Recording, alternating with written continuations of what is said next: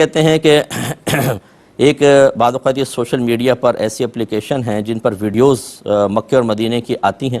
اور back ground میں ایک آواز آتی ہے جو کہہ رہا ہوتا ہے کہ جو اسے شیئر نہ کرے وہ مسلمان نہیں ہے،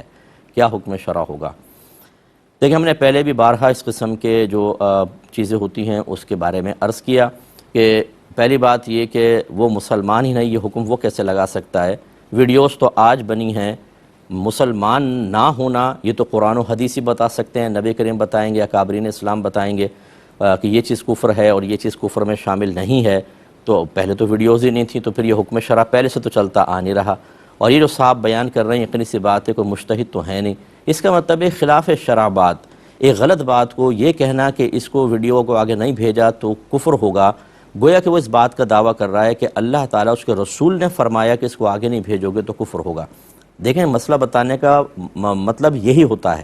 فتویٰ دینا، مسئلہ بتانا کہ ہم دعویٰ کر رہے ہوتے ہیں کہ اللہ اس کے رسول نے فرمایا۔ اس لیے نبی کریم صلی اللہ علیہ وسلم نے ارشاد فرمایا کہ جو بغیر علم کے فتویٰ دے اس پہ زمین و آسمان کے فرشتے لعنت کرتے ہیں۔